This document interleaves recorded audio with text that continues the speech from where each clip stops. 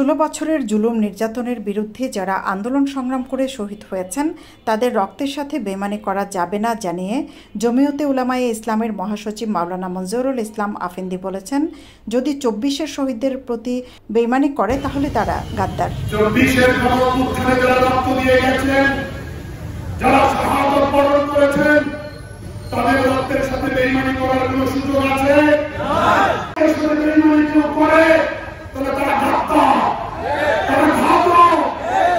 তাহলে যারা 16 বছরের জুলুম শোষণ থেকে বাংলাদেশকে মুক্ত করবার জন্য রক্ত দিল, তাদের রক্তের সাথে বেইমানি করা যাবে না, আপনারা ফতোয়া দিচ্ছেন। ভারতবর্ষের পরাধীনতার 190 বছরের চিত্র তুলে ধরে তিনি বলেন, শুধু 24 নয়, 47-এর ব্রিটিশ বিরোধী আন্দোলনের শহীদ এবং 71-এর স্বাধীনতা আন্দোলনের শহীদদের রক্তের সাথেও বেইমানি করা যাবে না। 190 বছরের গোলামি থেকে, 190 বছরের পরাধীনতা থেকে, 190 বছরের দাসত্বের জীবন থেকে এই ভারত উপমহাদেশকে মুক্ত করার জন্য ব্রিটিশ সাম্রাজ্যবাদের পতন ভাঙতে বাঁচিয়ে দেওয়ার জন্য যে সকল ওলামায়ে কেরাম শহীদ হয়েছে, হাজার হাজার মানুষ বুকের তাজা রক্ত ঢেলে দিয়েছে, তাদের রক্তের সাথে কি বেইমানি করা যাবে? ফতোয়া তো একরকমই হবে। ফতোয়া তো তাহলে 24-এর শহীদদের সাথে বেইমানি করা যাবে না। ভারত উপমহাদেশের স্বাধীনতা আন্দোলনে, 47-এর সেই আন্দোলনে যারা রক্ত দিয়েছেন, তাদের রক্তের সাথে বেইমানি করা যাবে না। 71-এ যারা রক্ত দিয়েছেন, তাদের রক্তের সাথে বেইমানি করা যাবে না। প্রার্থিতা ঘোষণা ও কর্মী সমাবেশে সভাপতিত্ব করেন গোলাপগঞ্জ উপজেলা জমিয়তের উলামায়ে ইসলামের সভাপতি মাওলানা আব্দুল মতিন নাদিয়া ও বিয়ানীবাজার উপজেলা জমিয়তের সভাপতি মাওলানা আতিকুর রহমান। কর্মী সমাবেশের উদ্বোধন করেন জমিয়ত উলামায়ে ইসলামের প্রধান উপদেষ্টা শায়খ জিয়াউদ্দিন। প্রধান বক্তা ছিলেন সংগঠনের সিলেট 6 আসনের সংসদ সদস্য প্রার্থী হাফেজ মাওলানা ফখরুল ইসলাম। বিশেষ অতিথি ছিলেন জেলা জমিয়তের সভাপতি মুফতি মুজিবুর রহমান, সাধারণ সম্পাদক মুস্তাক আহমদ চৌধুরী। নির্বাচনমুখী রাজনৈতিক দল হিসেবে আপনাদের কাছে সিলেট 6 আসনে একজন তরুণ প্রার্থী নিয়ে হাজির হয়েছে। এই উপমহাদেশের ঐতিহাসিক সংগঠন জমিয়ত উলামায়ে ইসলাম বাংলাদেশ হাফেজ মাওলানা ফখরুল ইসলামকে বিয়ানীবাজার গোলাপগঞ্জ সিলেট 6 আসনে প্রার্থী হিসেবে ঘোষণা করেছে। এটা একটা লড়াই। আপনাদের মনোযোগ আকর্ষণ করার জন্য আনুষ্ঠানিকভাবে দলীয় প্রতীক এই 6 আসনের দলীয় মনোনীত প্রার্থী হাফেজ মাওলানা ফখরুল ইসলামের কাছে আরেকবার শুভেচ্ছা, আপনাদেরকে সাক্ষী রেখে শুভেচ্ছা। সিলেট 6 আসনে জমিয়তে প্রার্থীর নাম ঘোষণা করে তরুণ রাজনৈতিক নেতা হাফেজ মাওলানা ফখরুল ইসলামের হাতে দলীয় প্রতীক তুলে দেন জমিয়তের মহাসচিব আফেন্দি। বলেন, ইনসাফ কায়েম করতে হবে, কিন্তু পশ্চিমাদের আদর্শ কায়েম করতে দেয়া হবে না।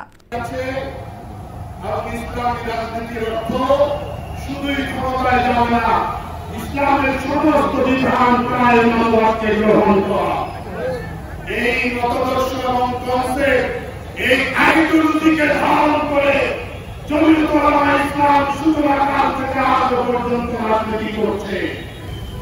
ইসলামী রাজনীতির অর্থ যদি হয় কর্মের বিধান ঢিলে ঢালাভাবে পালন করলেও চলবে।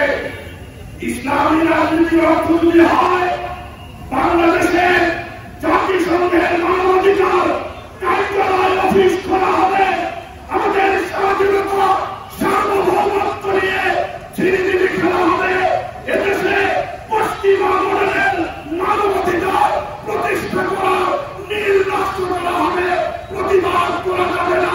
এই ইসলামী রাজনীতি আমরা করি না।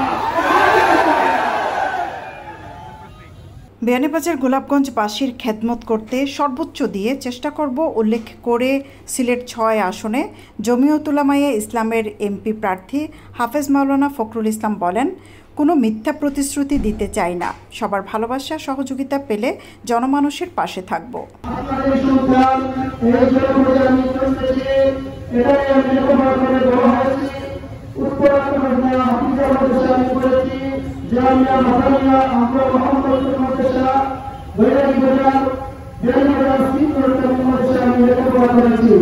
নির্বাচন আসলে অনেক প্রার্থী আসবেন, অনেকে অনেক কিছু বলেন, অনেক প্রতিশ্রুতি দেন।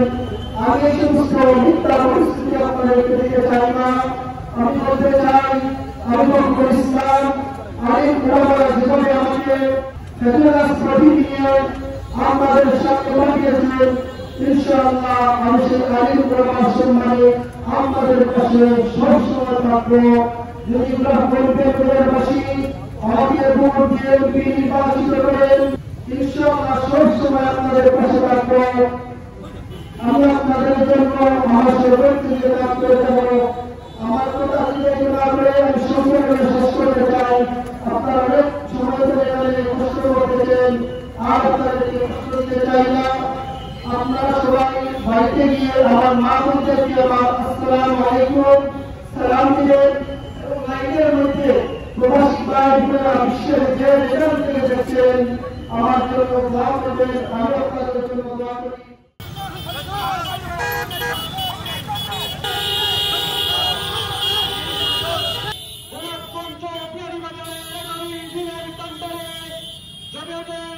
দুপুরে মোটর শোভাযাত্রা দিয়ে জমিয়তের সিলেট ৬ আসনের প্রার্থী হাফেজ মাওলানা ফখরুল ইসলামকে বরণ করেন নেতাকর্মীরা।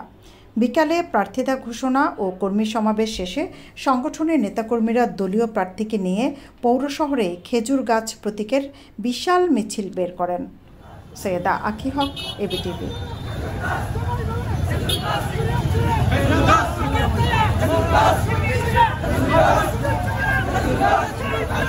Yes!